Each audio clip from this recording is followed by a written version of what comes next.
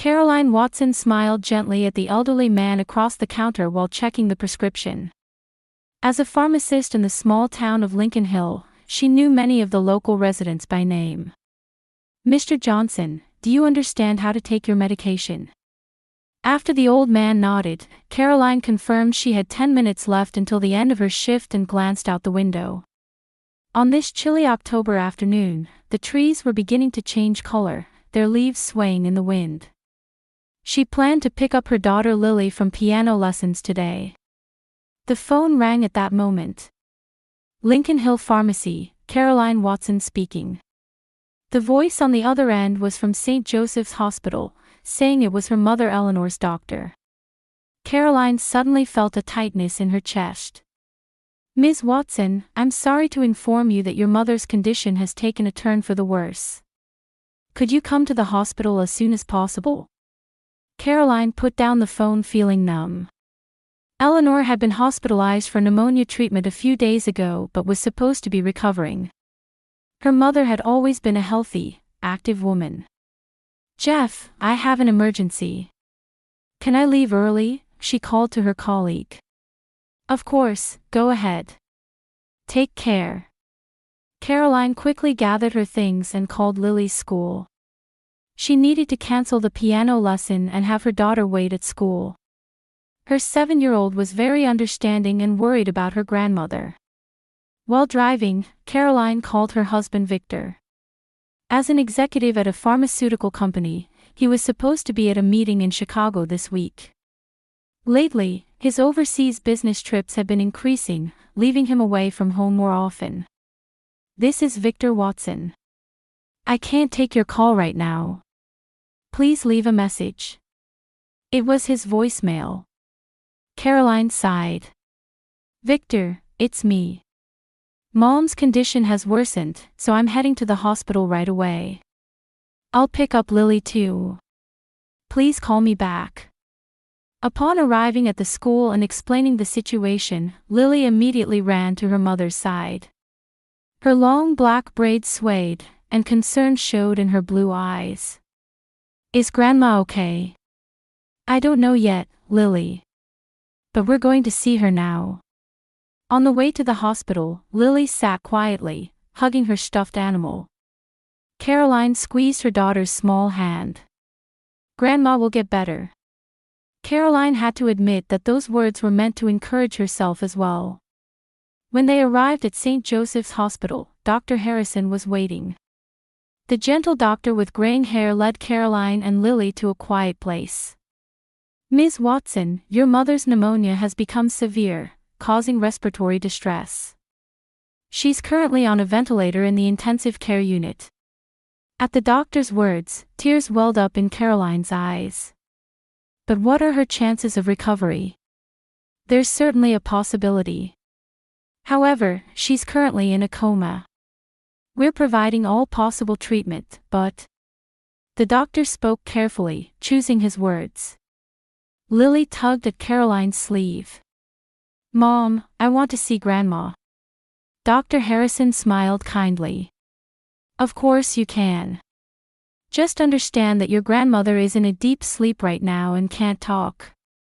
Walking through corridors filled with the smell of disinfectant, they arrived at the intensive care unit. In Eleanor's room, only the regular beeping of monitors broke the silence. Her once vibrant mother now lay quietly on white sheets. Her face was pale, her lips dry, with a ventilator tube extending from her mouth. Caroline took her mother's hand. It was cold, but there was definitely a pulse. "Mom, we're here. Lily's with me too." Lily approached her grandmother's bed and quietly held her hand. Strangely, she showed no signs of fear. Instead, she gazed directly at Eleanor's face, as if sensing something. "Grandma, can you hear me? Please get better." Lily's voice was small but steady. Caroline was surprised by her daughter's mature attitude, yet felt her heart constricting. The fear that her mother might never regain consciousness weighed heavily on her. A nurse entered quietly and checked Eleanor's vital signs. "Your mother is a strong person. She'll certainly get better, she said kindly. Caroline gazed at her mother's face and wept. Victor still hadn't called back, and she felt like she was bearing everything alone. Outside the window, the evening sky was beginning to turn red. Mom, don't cry, Lily gently stroked her arm. Grandma can hear our voices. I know it.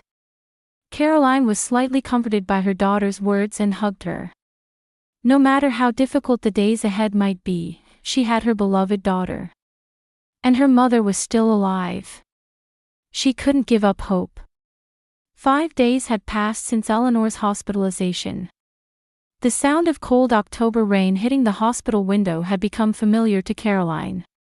With help from her pharmacy colleagues, she had adjusted her work schedule, spending mornings at work and afternoons at the hospital. Lily often spent time after school with her mother at the hospital. Good morning, Ms. Watson. Nurse Jennifer Clark entered Eleanor's room. She was a middle-aged black woman with a warm smile and gentle hands. For Caroline, Jennifer's presence had become a great source of support. Good morning, Jennifer. Any changes? Jennifer shook her head while beginning to check Eleanor's vital signs. No major changes. But her breathing might be a little easier than yesterday. Still, Eleanor remained in a coma. Caroline took her mother's hand and applied moisturizing cream to her dry skin while thinking. Contact from Victor had been minimal. He rarely came to the hospital, citing his busy work schedule. Even last night, when he finally called, the conversation was brief. My business trip has been extended again. I'm sorry, his voice sounded tired. How is Eleanor? No change. When can you come home? I think I can be back by the weekend. It's a crucial time for the company's new drug project. You understand, right? Caroline pretended to understand, but dissatisfaction was growing inside her. Married to Victor for 10 years, she thought she understood the importance of his work. However, this distance during a family crisis was creating small cracks in her heart. Would you like some tea? Jennifer offered. You should take a break. The two sat facing each other in the cafeteria. Victor can't come. Jennifer asked gently. He seems busy with work, Caroline smiled wryly. The pharmaceutical industry waits for no one. That must be hard. Don't try to handle everything by yourself. As an experienced nurse, Jennifer had seen many families suffering. Her eyes were kind, yet had a sharpness that seemed to see through things. How's Lily? Does she understand the situation? She's surprisingly calm. She's even encouraging me, Caroline smiled slightly. But sometimes she says strange things. Like what? She says, Grandma talks to me. Even though she's in a coma. Jennifer nodded silently. Children sometimes sense things that we adults can't perceive. Caroline shrugged. Lily has always had a vivid imagination. When they returned to the room, Lily had arrived from school and was reading a picture book at her grandmother's bedside. Mom, you're back, Lily looked up. I was reading The Three Little Pigs to Grandma. She can hear me. I'm sure she's happy about that, Caroline stroked her daughter's head.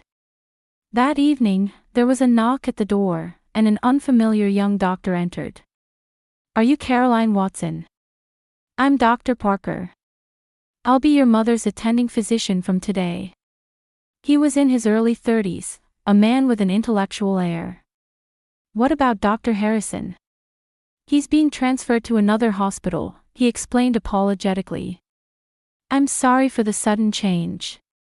I've received all your mother's records. Dr. Parker continued while checking Eleanor's chart. Actually, I'd like to review your mother's treatment plan. I'm wondering if the current combination of medications is optimal. As a pharmacist, Caroline reacted sensitively to the doctor's words. What do you mean? The amount of sedatives being administered to your mother seems a bit excessive in my experience. With some adjustments, we might be able to hasten her recovery of consciousness. A small hope lit in Caroline's heart. Could you do that? Let's try a new prescription starting tomorrow, Dr. Parker smiled kindly. Please don't lose hope. That night, Caroline and Lily returned home exhausted. The old two-story house was where Eleanor used to visit every weekend to tend the garden before she fell ill. Lily, take a bath and then do your homework. Yes, Mom, Lily answered obediently. I'm going to make a charm for Grandma. While Caroline was preparing dinner, the house phone rang. She thought it might be Victor, but it was an unfamiliar woman's voice. Is Mr. Victor Watson there? My husband is away on business. May I ask who's calling? Oh, I'm sorry. This is customer service from the rental car company. There's an issue with Mr. Watson's credit card. What kind of issue?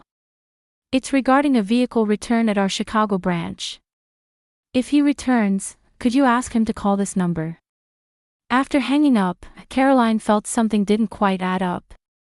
Victor was supposed to be in Chicago, so why would there be talk about returning a rental car? Telling herself it might be a misunderstanding due to fatigue, she headed to Victor's study. Opening the desk drawer, she found bundles of neatly arranged documents. Victor had always been meticulous. When she tried to check the business trip receipts, her eyes fell on a hotel receipt from New York, not Chicago. The date matched the period when Victor had claimed to be in Chicago. She began examining other receipts and noticed several instances where the locations in the past 3 months' travel records didn't match the destinations Victor had mentioned. Anxiety spread through her chest. Mom, I took my bath.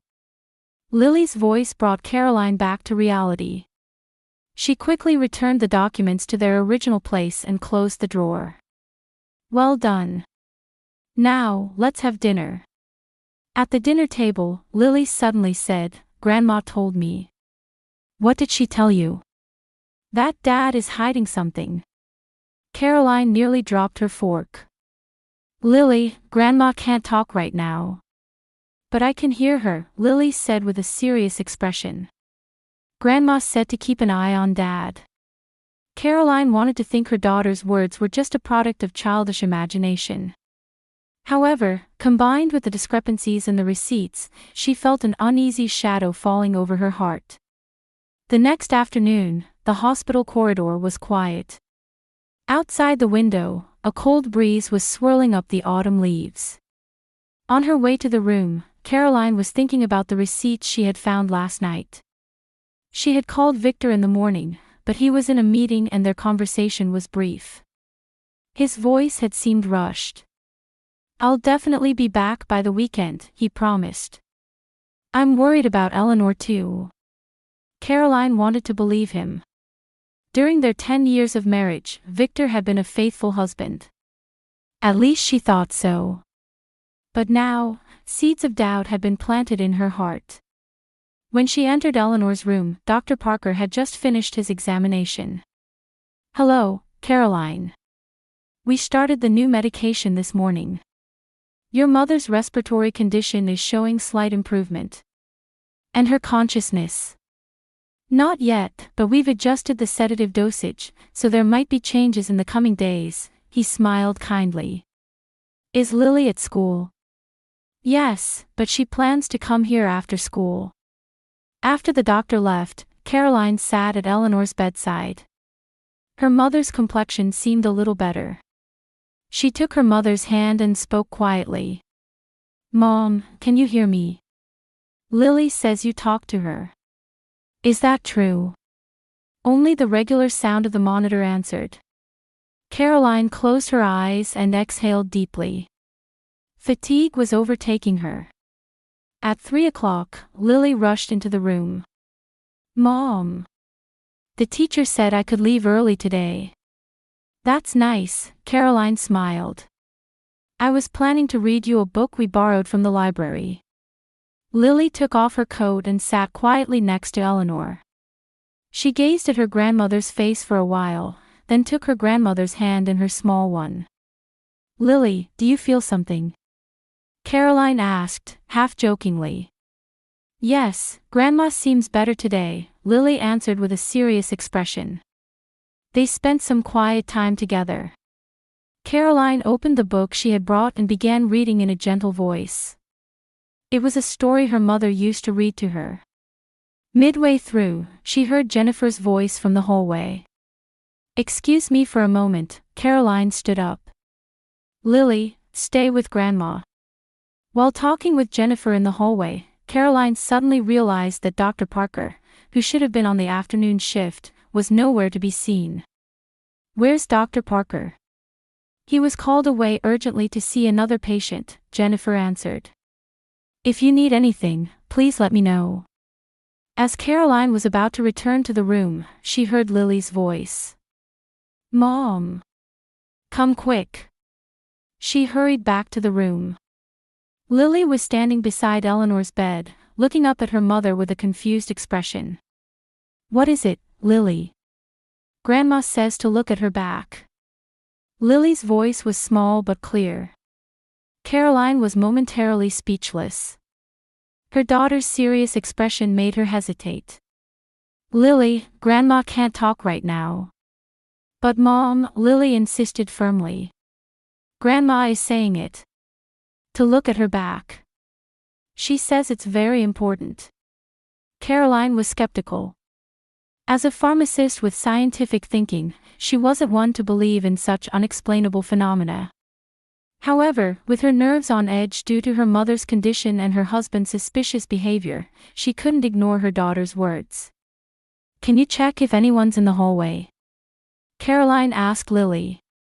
While Lily was leaning out the door to check the surroundings, Caroline approached Eleanor's bed. Gently tilting her mother's body, she opened the back of the hospital gown. At first, nothing seemed unusual. But upon closer inspection, she noticed multiple small needle marks arranged in an unnatural pattern on Eleanor's back. They were injection marks.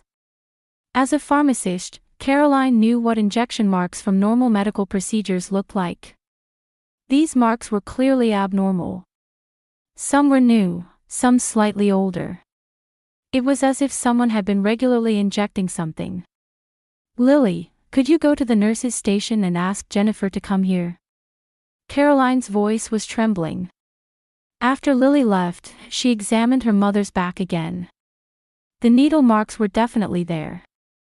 They appeared to have been deliberately placed in positions that couldn't be medically explained. Dr. Parker's words came back to her. The amount of sedatives being administered to your mother seems a bit excessive in my experience. The door opened, and Jennifer entered. What's wrong? Lily came running. Jennifer, look at this, Caroline indicated her mother's back. These aren't injection marks from normal treatment. The nurse approached and carefully examined Eleanor's back. Her expression changed. This is not normal, Jennifer said quietly. We don't normally give injections in a patient's back like this. Can you call Dr. Harrison? Caroline asked. Dr. Harrison has been transferred, but...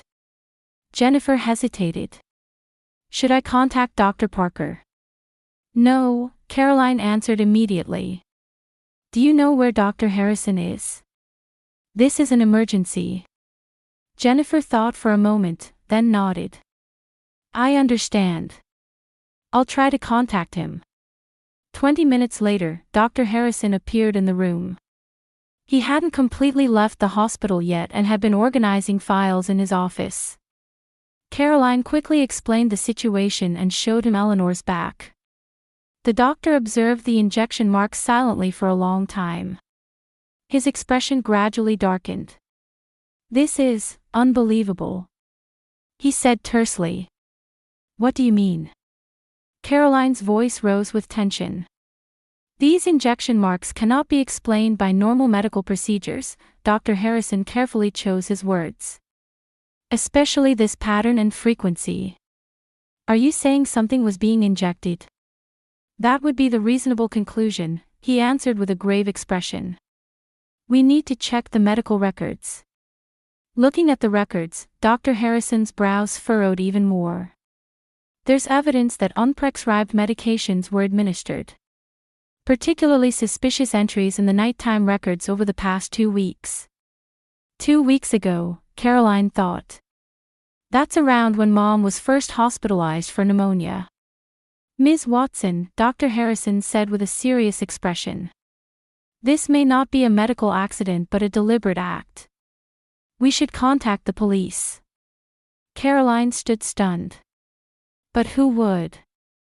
At that moment, a flash of insight struck her. Victor's suspicious behavior, his rare hospital visits, and Lily's words, "Dad is hiding something." I want to consult with another doctor, Caroline resolved. And get a detailed analysis of the drugs that were administered to my mother. I know a toxicology specialist, Dr. Harrison said. I'll contact them immediately. Lily quietly held her mother's hand. Mom, Grandma said, thank you for protecting us. Caroline embraced her daughter. A police officer was stationed at Eleanor's room, and medical staff access was strictly limited. Until the toxicology test results came back, no one was allowed to administer any new medication to her. Caroline stood by the window in Eleanor's room, looking down at the parking lot. She was waiting for Detective Lawrence Carter to arrive. He was a veteran detective with gentle but sharp eyes. Mr. Carter, Caroline greeted him. Have you found anything? We've made some progress, Detective Carter said in a quiet voice. After checking the hospital surveillance cameras, we found that almost every night for the past 2 weeks, someone has been entering your mother's room. During the late night, outside visiting hours. Who is it? Caroline's heart raced. We couldn't identify them clearly from the footage. The person always wore a hat and concealed their face, he continued cautiously. However, judging from the build and gait, it's definitely an adult male. Caroline bit her lip. Deep down, she sensed who this person might be. But she wanted confirmation. That's not all, Detective Carter opened his notebook. When we checked the hospital parking card records, your husband's card was used on nights when he claimed to be in Chicago. Caroline collapsed into a chair. But why? One more thing. Do you know a nurse named Ashley Bennett? Caroline shook her head. No, my mother's attending nurse is Jennifer Clark. Nurse Bennett works the night shift, and interestingly, she also suddenly took leave over the past 2 weeks. According to hospital records, she has been seen with your husband several times. The toxicology results, which arrived later, confirmed Detective Carter's suspicions. Eleanor's blood contained a powerful sedative that hadn't been prescribed. The drug could potentially be fatal if administered long-term. This could be attempted murder with indirect intent, Detective Carter said with a stern expression. Caroline was stunned. She couldn't understand why Victor would do such a thing. There might have been problems in their marriage, but to attempt murder. Could you place Lily with a friend and accompany us for a search of your home? Detective Carter's words brought Caroline back to reality. Jennifer offered to look after Lily. It's okay, Caroline, she said kindly. We'll keep Eleanor safe too. When they arrived at Caroline's house, the police were already waiting with a search warrant. She guided them to Victor's study. All of Victor's documents and important items are kept here. The police began a systematic search. Documents, computers, and drawer contents were checked one by one. Caroline stood in a daze, never imagining her life would take such a turn. Ms. Watson, a young officer called out. We found this. In his hand was a notebook discovered in the back of the safe. Caroline had never seen it before. Detective Carter opened the notebook and examined its contents. His expression gradually hardened. Ms. Watson, this notebook contains calculations about Eleanor's inheritance and notes about the perfect crime. Caroline took the notebook. It detailed her mother's hidden assets.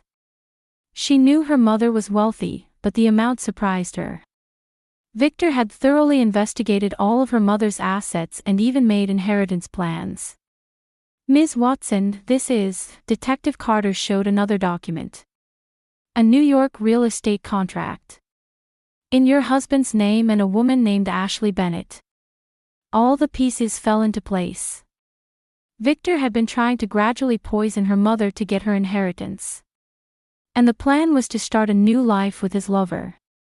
The next day, when Victor returned from Chicago, he was detained at the airport.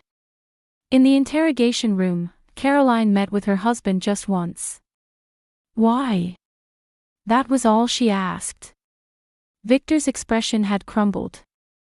Gone was his once confident demeanor, now sat an exhausted middle-aged man. "There was a time when I loved you," he said in a low voice. "But after meeting Ashley, everything changed. She understood my talents. And with Eleanor's assets, we could have a new life. You tried to kill my mother." Caroline's voice shook with anger. "She's nearly 70. She wouldn't have much time anyway. I was just hastening it a little." Victor's excuse was feeble. "I will never forgive you," Caroline said quietly. "I'll make sure your crime is clear in court." As the interrogation proceeded, Victor fell apart. Ashley was also arrested, and she too confessed. The two had planned to target her mother's assets, using Ashley's nursing knowledge to gradually weaken Eleanor using methods difficult to detect. The evidence was overwhelming: surveillance camera footage, toxicology results, notebook contents, and finally, confessions. Caroline returned to the hospital and sat at her mother's bedside. Eleanor was still in a coma, but now that the suspicious drug administration had stopped, the doctors began to hold hope for recovery. "Mom," Caroline took her mother's hand. "It's going to be okay now. The people who tried to hurt you have been caught. So please, wake up." Lily quietly entered the room. "Mom, Grandma is listening," she smiled. "She says she'll wake up soon." Caroline embraced her daughter. 6 months later, spring sunshine brightened the streets of Lincoln Hill. In Eleanor's garden, tulips and daffodils were blooming gloriously, regaining their former beauty. Caroline stood by the window, watching her daughter and mother tending to flowers in the backyard. Eleanor had made a miraculous recovery. Once the poisoning stopped and she received proper treatment, she regained consciousness 2 weeks later and steadily recovered her strength. "Caroline, would you like some coffee?" Jennifer's voice came from the kitchen. She was no longer just a nurse, but a close family friend. "Thank you," Caroline smiled. As they sat on the porch with their drinks, Lily ran over.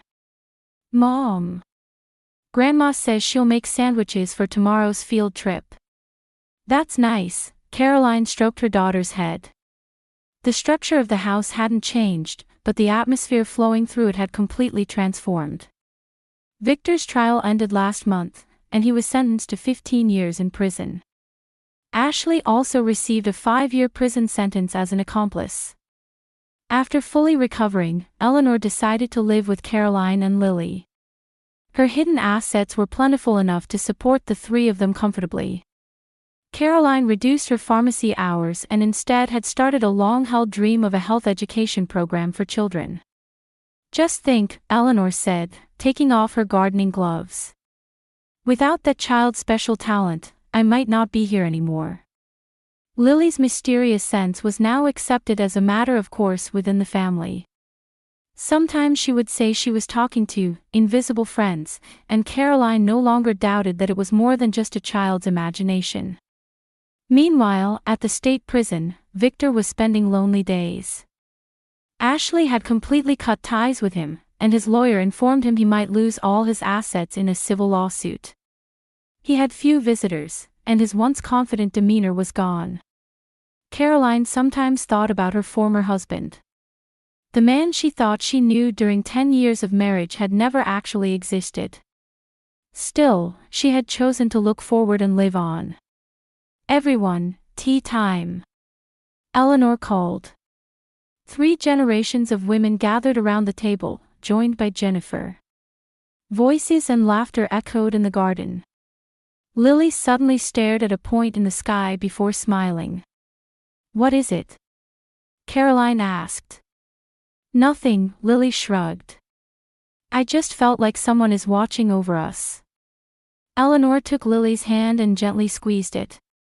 "True family isn't just about blood ties," she said quietly. "It's about the bonds of protecting and loving each other." Raising her teacup, Caroline nodded deeply. A spring breeze blew through the garden, bringing a sense of new beginnings. Whatever might happen in their lives from now on, they would remain strong as long as they had each other.